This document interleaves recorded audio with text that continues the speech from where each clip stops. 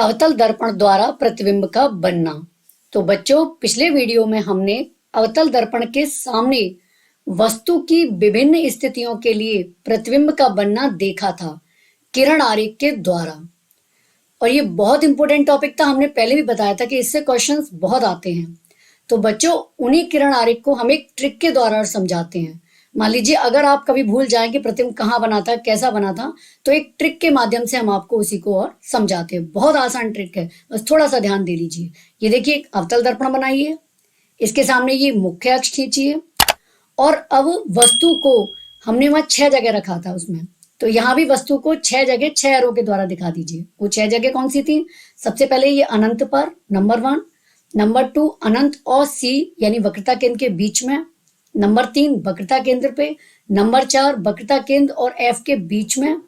और number 5 F यानी focus पर। और नंबर 6 फोकस और ध्रुव पी के बीच में। तो ये वस्तु की 6 स्थितियां हो गई। तो इनको 6 एरो के द्वारा बना दीजिए, 1 2 3 4 5 6, और इनका साइज घटते हुए क्रम में आप बना दीजिए। इतना हो गया। ये वस्तु रख दी हमने 6 जगह, बस अब हमें कुछ नहीं करना है। अब हम छठी जगह, थोड़ा स्पेशल केस है, इसको अभी फिलहाल छोड़ते हैं, बाकी 5 जगह की बात करते हैं। तो 5वें पॉइंट से ये एरो के निशान नीचे की तरफ खींचते जाइए, वस्तु के ठीक नीचे। ये देखिए, इसके नीचे खींच लिया, इसके नीचे, इसके नीचे, इसके नीचे और इसके नीचे, और साइज भी लगभग इनके इसी के बराबर रखिए। ये देखिए, यहाँ रख दिया, ये इसके बराबर लगभग, यहाँ थोड़ा 19-20 हो जाए कोई फर्क नहीं पड़ता। यहाँ रख दीजिए, यहाँ बना दीजिए, यहाँ बढ़ता हुआ क्रम। बस आपको इतना करना है, और इसको नंबरिंग इधर से दीजिए। वस्तु को हमने इधर से दी थी, और इसको दर्पण की तरफ से नंबरिंग दीजिए, 1 2 3 4 5। बस हो गया। अब बहुत आसान है। अब देखिए, इतना चित्र तो आप बना ही लेंगे, उसमें कुछ भी नहीं है। अब देखिए, यहाँ पर नंबर 1 की जो वस्तु है उसका प्रतिबिंब जहां नंबर 1 वाला है वो बनेगा। नंबर 2 की प्रतिबिंब का नंबर 2 वाला, नंबर 3 का नंबर 3 वाला। तो देखिए, अगर कोई पूछे हमसे वस्तु अनंत पर हो तो प्रतिबिंब कहाँ बनेगा, तो नंबर 1 कहाँ आ रहा है? फोकस पे। तो हम फटाफट से कह देंगे प्रतिबिंब फोकस पे बनेगा। और कैसा बनेगा? वस्तु से छोटा दिख रहा है हमें, छोटा। 2 नंबर पे मान लीजिए वस्तु अनंत और सी के बीच में है, तो हम फटाफट से कह देंगे कि प्रतिबिंब सी और एफ के बीच बनेगा। और अगर वस्तु वक्रता केंद्र सी पर है तो प्रतिबिंब कहाँ बनेगा? सी पर ही। और कैसा बनेगा? वस्तु के बराबर। और ये वाला जो 2 नंबर वाला था, ये वस्तु से छोटा था। इसके बाद में फिर यहाँ पे आते हैं, सी और एफ के बीच में है वस्तु 4 नंबर, तो 4 नंबर वाला देखिए यहाँ बना है, अनंत और सी के बीच में। और कैसा बना है? ये वस्तु से बड़ा। और अगर वस्तु फोकस पर है तो 5 नंबर वाला प्रतिबिंब कहाँ बना है? ये 5 नंबर अनंत पर। जो वस्तु फोकस पर है उसका प्रतिबिंब कहाँ बना है? अनंत पर। और कैसा है? वस्तु से काफी बड़ा। तो बस है कि नहीं आसान? बस वस्तु बनाइए, उसके नीचे एरो लगा के वस्तु को इधर से नंबरिंग कर दीजिए, और एरो की इनकी प्रतिबिंब की नंबरिंग इधर से कीजिए। प्रतिबिंब की इधर से कीजिए और वस्तु की नंबरिंग इधर से कीजिए, बस। और जिस नंबर की वस्तु है उसका प्रतिबिंब उसी नंबर वाला बनेगा। और साइज ये घटते हुए क्रम में बनाइए, और इधर से चलेंगे तो ये बढ़ते हुए क्रम में बनाइए। बस हो गए, कुछ भी नहीं रटना। फटाफट से कहीं भी क्वेश्चन आता है किसी कंपटीशन में, ऑब्जेक्टिव टाइप या अति लघुत्तरीय टाइप या लघुत्तरीय टाइप, किसी भी तरीके का आता है, फटाफट से रफली ये डायग्राम बनाइए और फटाफट से बता दीजिए। अब आती है 6 नंबर वाली प्रतिबिंब। ये स्पेशल केस है, इसमें वस्तु एफ और पी के बीच रखी है। तो ये जो एफ और पी के बीच है, तो इसका प्रतिबिंब कहाँ बनेगा? इसका प्रतिबिंब दर्पण के पीछे बनेगा, दर्पण के पीछे बनेगा, ध्रुव और फोकस के बीच में। ये देखिए, और वस्तु से बड़ा। बस आपको यही एक रटना है, और ये स्पेशल केस है, इसे तो आपको वैसे भी ध्यान देना है, ठीक है। तो वस्तु एफ और पी के बीच है, तो प्रतिबिंब दर्पण के पीछे, वस्तु से बड़ा और सीधा और आभासी बनेगा। ये भी हम जान चुके हैं कि अवतल दर्पण द्वारा ये जितने प्रतिबिंब बने हैं सारे, 1 से लेकर 5 तक, ये बच्चों सारे कैसे हैं? वास्तविक उल्टे। दिख भी रहे हैं, सारे उल्टे हैं, और उल्टे हैं तो वास्तविक होंगे, सब वास्तविक उल्टे बने हैं, ठीक है। और एक यही वस्तु की स्थिति के लिए प्रतिबिंब आभासी सीधा बना है, और ये वस्तु से बड़ा बना है। तो इस ट्रिक के माध्यम से हम फटाफट से बना देंगे। तो बच्चों, उम्मीद करती हूँ कि आपको ये ट्रिक पसंद आई होगी। तो बच्चों, इस वीडियो को एंड तक जरूर देखिए, क्योंकि जब आप इसे एंड तक देखेंगे तो आपको इसमें बहुत सी चीजें नई नई पता चलेंगी, और आपको चैप्टर तभी पूरा समझ में आएगा। और अगर आपको समझ में आए तो प्लीज वीडियो को लाइक कीजिए, अपने फ्रेंड्स की भी शेयर कीजिए, और मेरे इस यूट्यूब चैनल को सब्सक्राइब कीजिए। तो चलिए बढ़ते हैं इससे आगे के टॉपिक पर।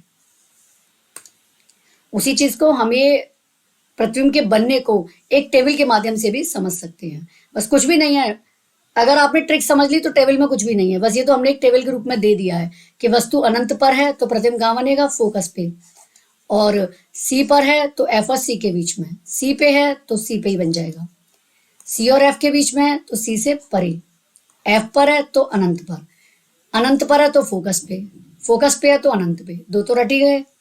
सी से परे है तो एफ और सी के बीच, सी पर है तो सी पर ही, और सी और एफ के बीच है तो सी से परे, और पी और एफ वही स्पेशल कंडीशन दर्पण के पीछे। साइज बढ़ते जा रहे हैं, अत्यधिक छोटा बिंदु साइज, फिर इससे तो थोड़ा बना बनेगा लेकिन वस्तु के सापेक्ष छोटा, समान साइज, फिर बड़ा, फिर अत्यधिक विवर्धित, फिर और बड़ा।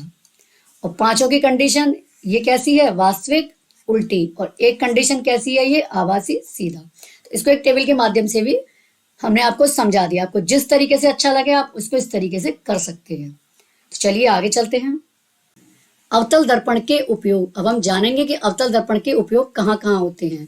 नंबर 1, इनका उपयोग सामान्यतः टॉर्च, सर्च लाइट तथा वाहनों के अग्रदीपों, अग्रदीप कहते हैं हेडलाइट जो होती है वाहनों में, उसमें प्रकाश का शक्तिशाली समांतर किरण पुंज प्राप्त करने के लिए किया जाता है। तो बच्चों टॉर्च तो सभी ने देखी है और वाहनों की हेडलाइट भी सभी ने देखी है। इससे क्या होता है, एक शक्तिशाली समांतर किरण पुंज निकलता है, तो उसको प्राप्त करने के लिए हम उसमें अवतल दर्पण का प्रयोग करते हैं। टॉर्च में भी जो आगे की साइड लगा होता है वो अवतल दर्पण लगा होता है। दूसरा, चेहरे का बड़ा प्रतिबिंब देखने के लिए। बच्चों वैसे हम जो घरों में अपना प्रतिबिंब देखते हैं वो समतल दर्पण होता है, लेकिन जो शेविंग दर्पण होता है, जिससे व्यक्ति शेविंग करते हैं, वो दर्पण अवतल दर्पण होता है, क्योंकि उसमें क्या होता है कि शेविंग, ये जो अवतल दर्पण के द्वारा प्रतिबिंब बड़ा बनता है, और शेविंग करते समय खुद के चेहरे का बड़ा प्रतिबिंब देखने के लिए हम अवतल दर्पण का प्रयोग करते हैं। तीसरा है, जो दंत विशेषज्ञ होते हैं, जो डेंटिस्ट होते हैं, दांतों के डॉक्टर होते हैं, ये अवतल दर्पण का उपयोग कहाँ करते हैं, मरीजों के दांतों का बड़ा प्रतिबिंब देखने के लिए, मरीजों के दांतों का बड़ा प्रतिबिंब देखने के लिए ये अवतल दर्पण का प्रयोग करते हैं। चौथा है, सौर भट्टियों में सूर्य के प्रकाश को केंद्रित करने के लिए, जो सौर भट्टियां होती हैं उसमें सूर्य के प्रकाश को एक जगह केंद्रित करने के लिए बड़े अवतल दर्पण का प्रयोग हम करते हैं। तो ये थे बच्चों अवतल दर्पण के उपयोग जो अक्सर पूछे जाते हैं। अब चलिए आगे चलते हैं। अब हमने जाना था कि अवतल दर्पण द्वारा वस्तु का प्रतिबिंब किस प्रकार बनता है। अब हम देखेंगे कि उत्तल दर्पण द्वारा प्रतिबिंब का बनना। उत्तल दर्पण द्वारा प्रतिबिंब का बनना।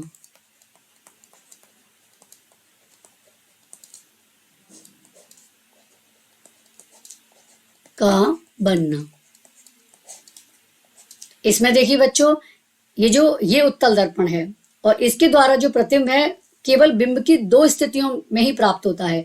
एक, जब बिंब या वस्तु अनंत पर हो, और दूसरा अनंत तथा दर्पण के ध्रुव के बीच हो। एक तो या तो अनंत पे हो और दूसरा अनंत और ध्रुव के बीच कहीं भी हो। तो पहली स्थिति देखते हैं, जब वस्तु अनंत पर है। अनंत पर है तो वही समानांतर किरणें चलेंगी, और समानांतर किरणें चलेंगी तो फिर ये इससे परावर्तित होकर के ये किरणों को फैलाता है, तो ये फैल जाएंगी, ये देखिए।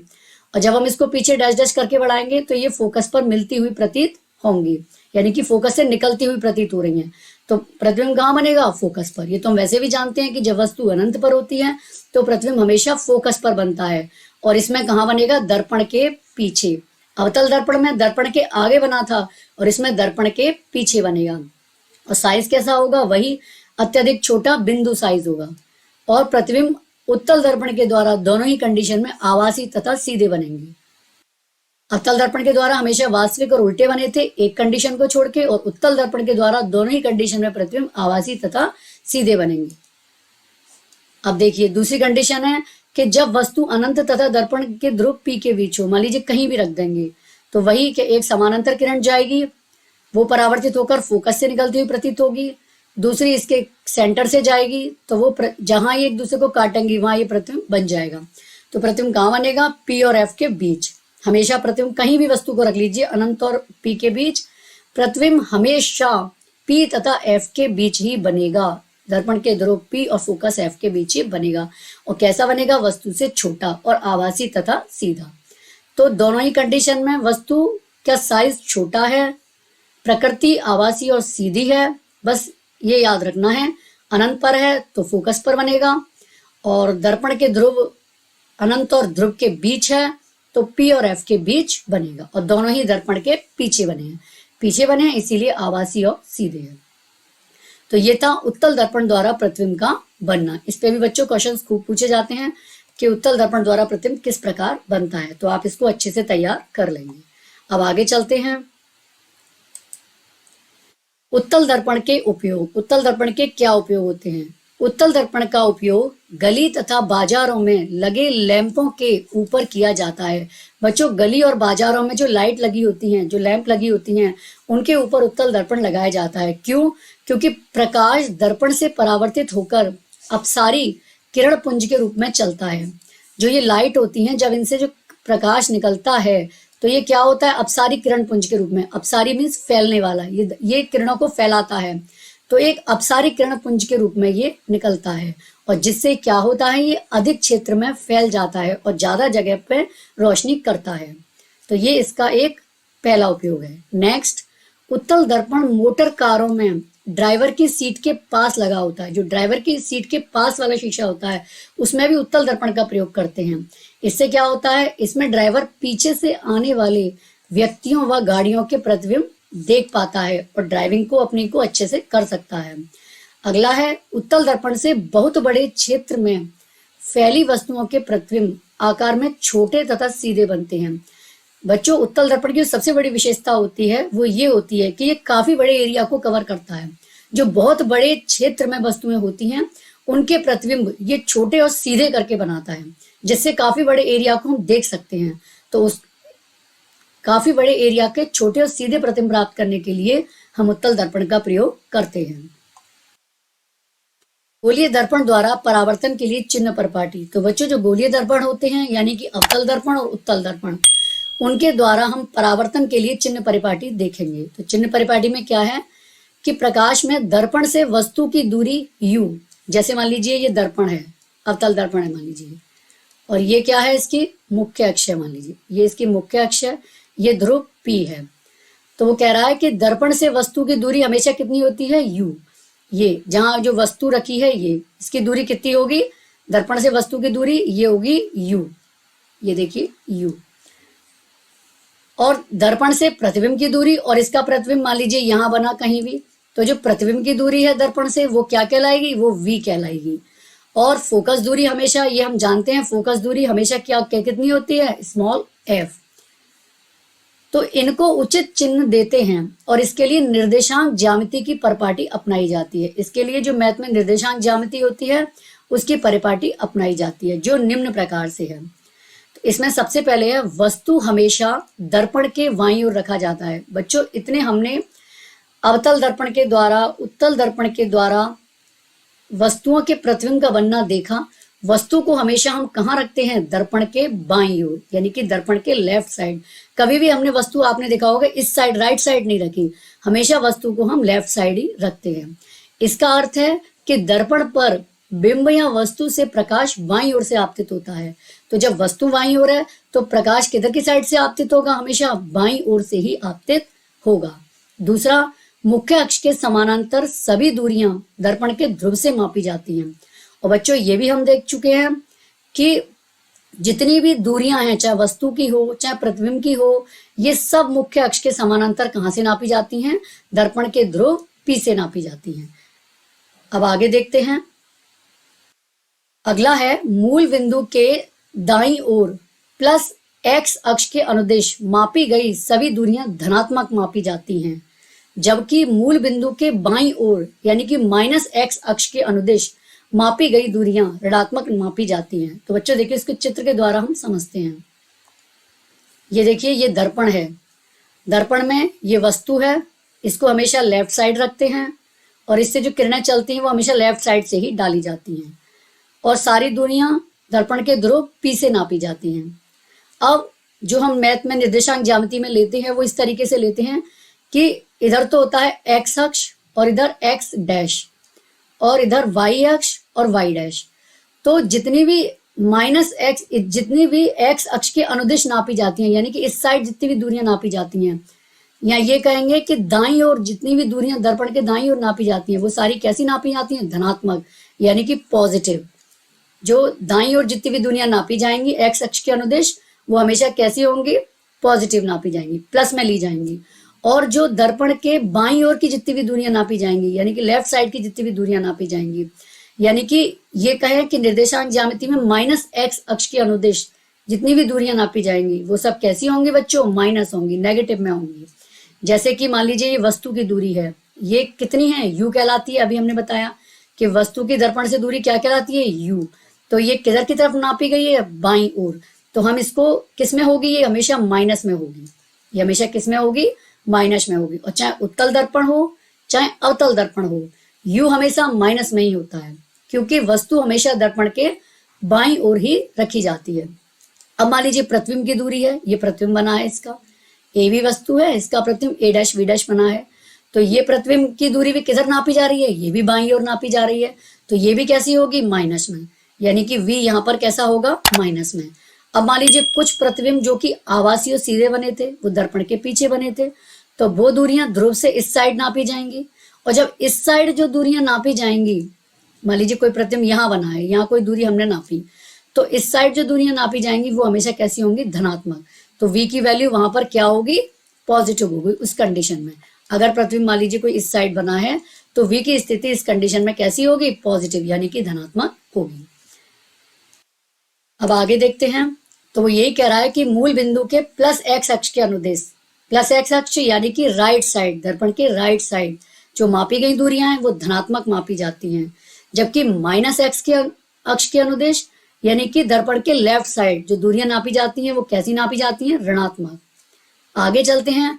मुख्य अक्ष के लंबवत तथा ऊपर की ओर, यानी कि मुख्य अक्ष से वस्तु रखी है ऊपर की ओर, यानी कि प्लस वाई अक्ष के अनुदेश जो मापी जाने वाली दूरियां हैं वो हमेशा धनात्मक मापी जाएंगी। और मुख्य अक्ष के लंबवत नीचे की ओर, यानी कि माइनस वाई अक्ष के अनुदेश मापी जाने वाली दूरियां वो कैसी नापी जाएंगी? ऋणात्मक। यानी इसको चित्र से समझते हैं। ये देखिए, ये जो वस्तु रखी है दर्पण के सामने, ये किधर रखी है? मुख्य अक्ष से ऊपर की ओर रखी है। ये देखिए ऊंचाई ऊपर की ओर, तो इसको हम किस में नापेंगे? पॉजिटिव में, प्लस में। और प्रतिबिंब नीचे की तरफ बना है, ये देखिए ऊंचाई नीचे की ओर, तो ये किस में नापा जाएगा? माइनस में। मुख्य अक्ष के ऊपर इस तरीके से जो दूरियां नापी जाएंगी वो प्लस में, और मुख्य अक्ष से इधर लंबवत नीचे की ओर जो नापी जाएंगी वो किस में नापी जाएंगी? माइनस में। ठीक है, यानी कि प्लस वाई अक्ष के अनुदिश, ये प्लस वाई अक्ष था, उसके अनुदिश दूरियां प्लस में, और ये नीचे की तरफ माइनस वाई अक्ष होता है, माइनस वाई अक्ष के अनुदिश माइनस में। ठीक है, तो ये थी गोलीय दर्पणों के लिए कार्तीय चिन्ह परिपाटी। और अगर हम इन नियम को फॉलो करें तो बिंब की दूरी हमेशा कैसी होती है? ऋणात्मक। ये अभी हमने बताई थी, क्योंकि वस्तु हमेशा दर्पण के लेफ्ट साइड ही रखी जाती है, तो बिंब या वस्तु की दूरी हमेशा ऋणात्मक ही होगी।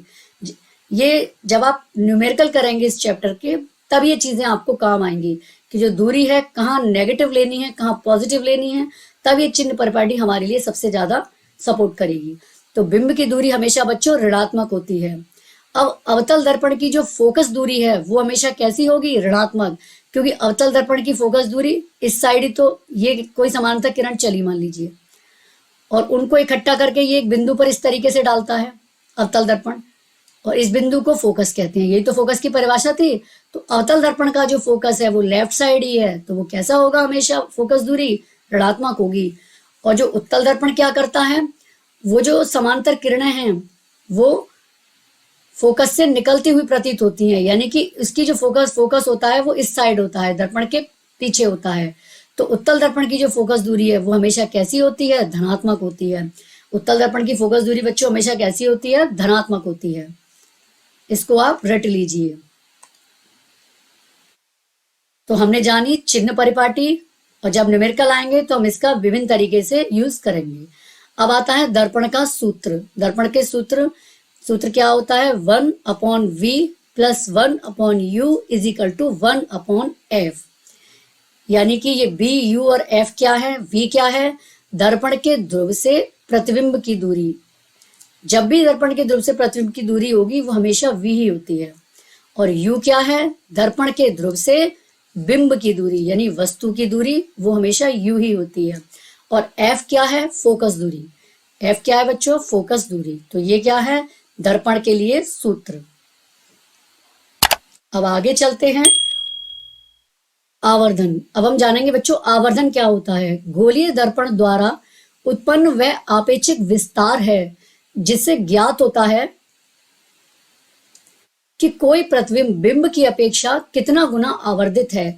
तो बच्चों गोलीय दर्पण द्वारा जो प्रतिबिंब बनता है तो वो वस्तु या बिंब की अपेक्षा कितना आवर्धित है, आवर्धित कहते हैं कितना गुना बड़ा बना है। किसी दर्पण ने किसी बिंब या वस्तु का प्रतिबिंब उससे कितना गुना बड़ा बनाया है, उसे हम आवर्धित कहते हैं। तो दर्पण द्वारा उत्पन्न ये वह आपेक्षिक विस्तार है जिससे हमें ज्ञात होता है कि कोई प्रतिबिंब बिंब की अपेक्षा कितना गुना आवर्धित है, यानी कितना बड़ा बना है। इसे हम इस तरीके से भी कह सकते हैं कि प्रतिबिंब की ऊंचाई तथा बिंब की ऊंचाई के अनुपात के रूप में भी व्यक्त किया जा सकता है। इसे प्रतिबिंब की ऊंचाई और बिंब की ऊंचाई का जो अनुपात है उसके रूप में भी आवर्धन को व्यक्त किया जा सकता है।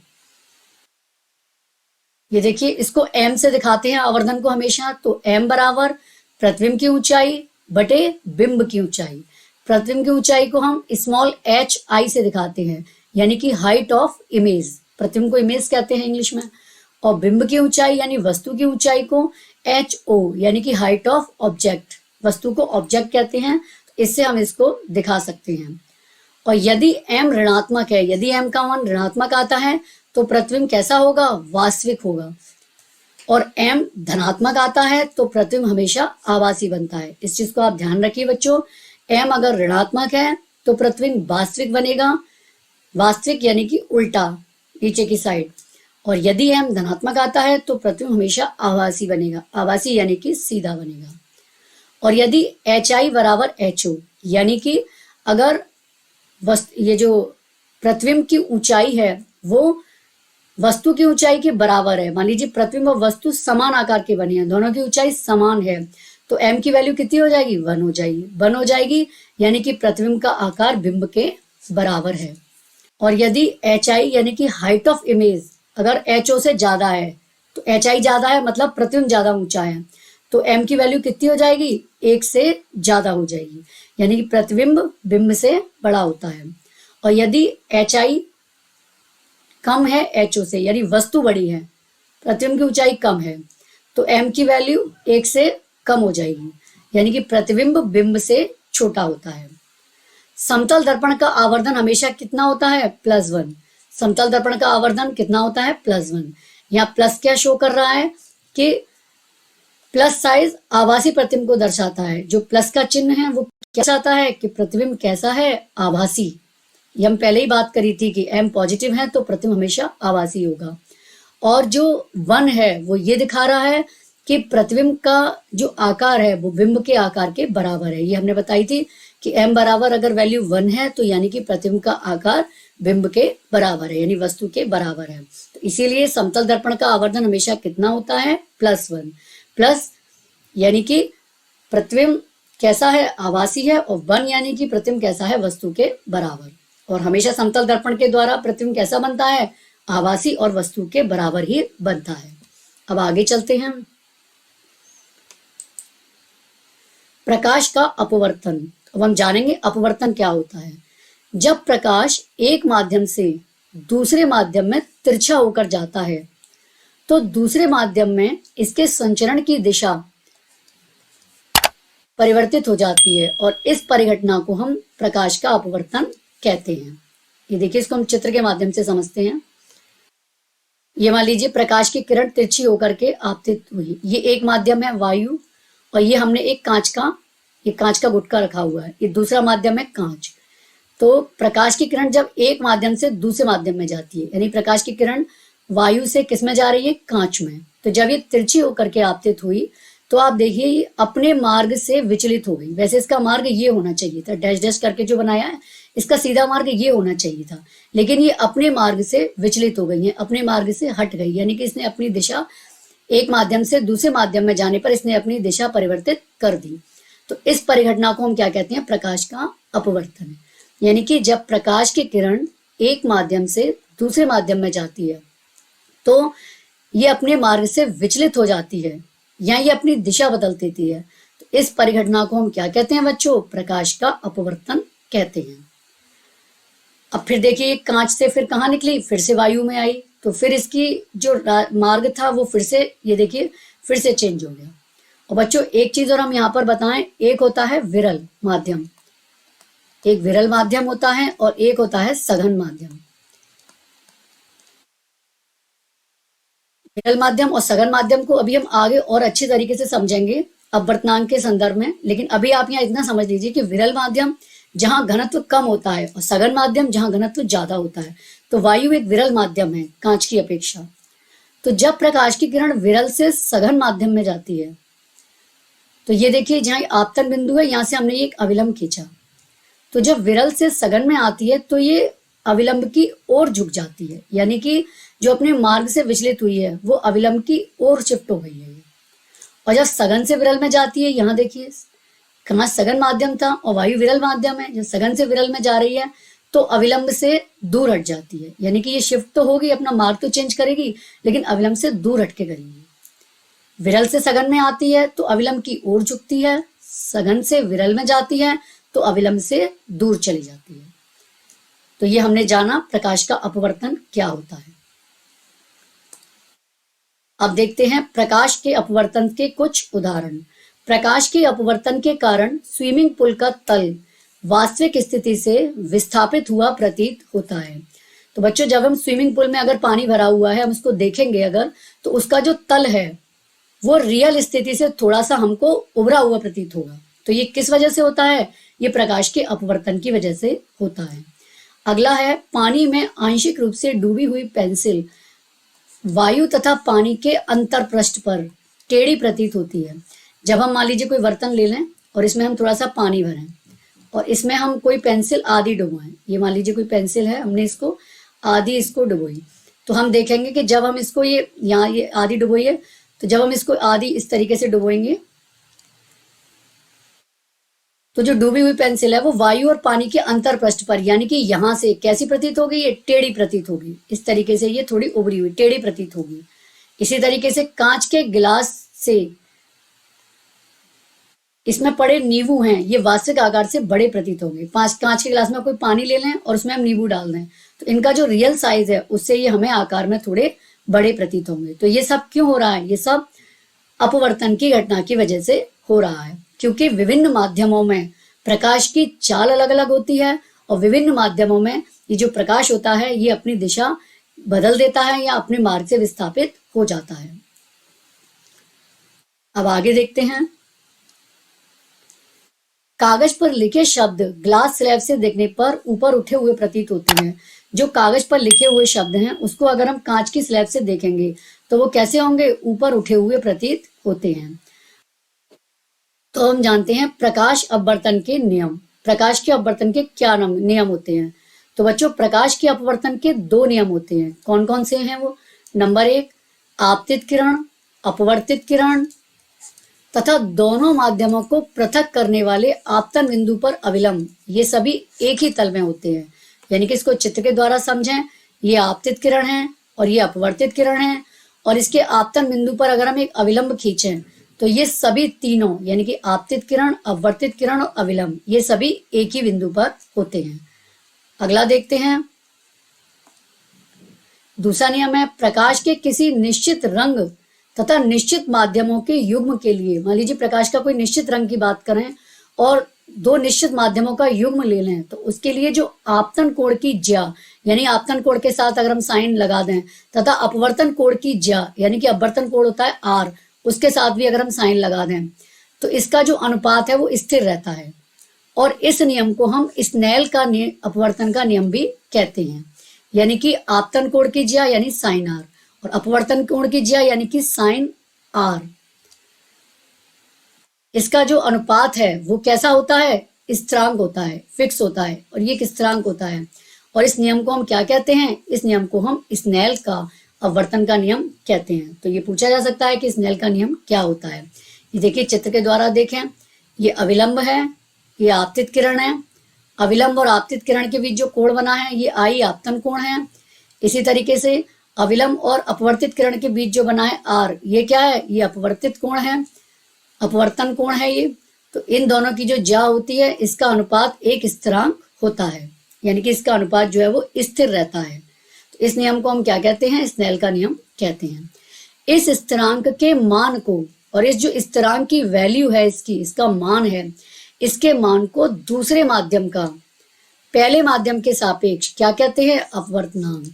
यानी कि इस स्थिरांक का जो मान है उसको दूसरे माध्यम का अपवर्तनांक कहते हैं। किसके सापेक्ष, पहले माध्यम के सापेक्ष। अपवर्तनांक को हम इस तरीके से भी दिखा सकते हैं, विभिन्न माध्यमों में प्रकाश की चाल अलग अलग होती है। यानी कि विभिन्न माध्यमों में प्रकाश जो है वो अलग अलग चालों से संचलित होता है। वायु में प्रकाश की चाल कुछ और होगी, कांच में कुछ और होगी, जल में कुछ और होगी। और निर्वात में जो प्रकाश की चाल है वो कितनी होती है, 3 × 10⁸ मीटर प्रति सेकंड होती है।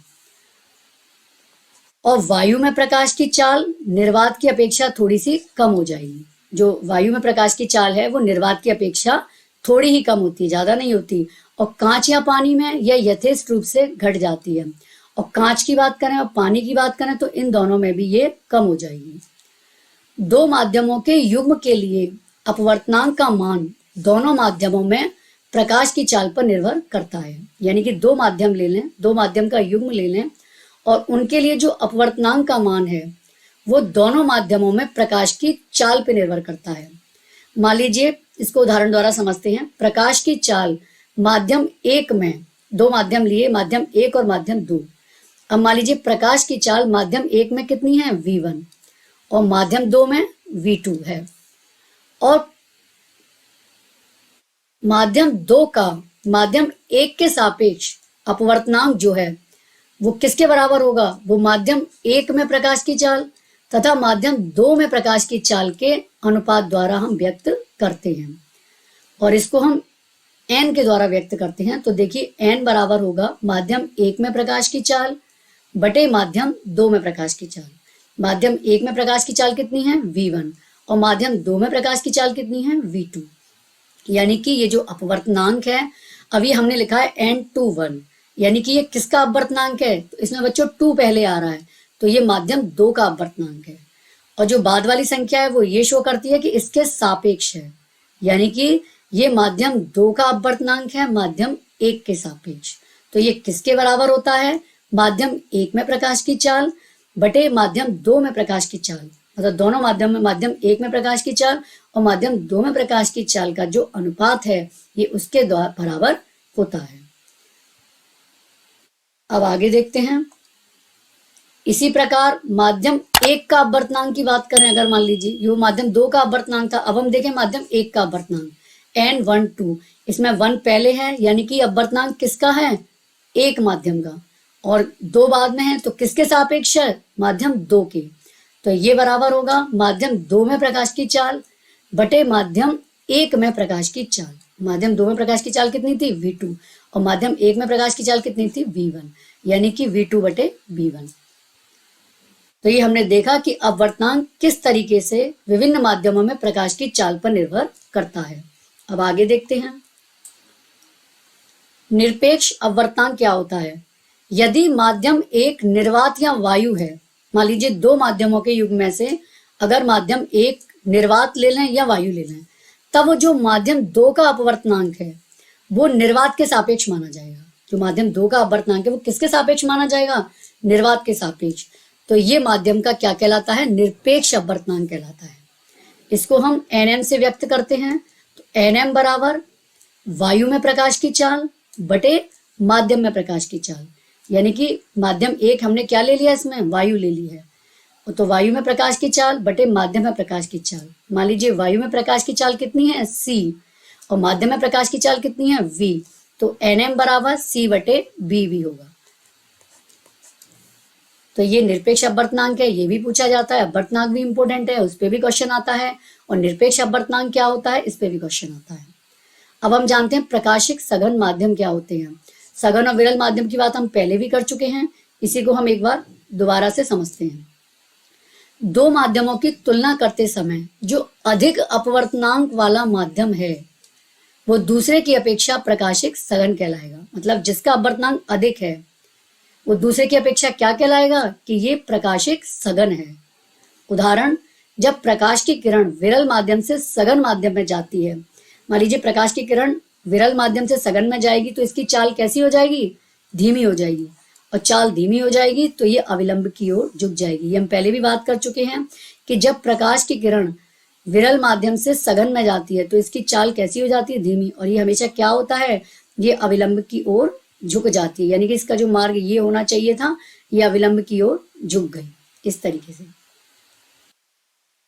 प्रकाश का विरल माध्यम, माध्यमों की तुलना करते समय कम अपवर्तनांक वाला माध्यम प्रकाशिक विरल माध्यम है। जिसका अपवर्तनांक अधिक है वो सघन माध्यम कहलाता है, और जिसका अपवर्तनांक कम है वो क्या कहलाता है, विरल माध्यम कहलाता है।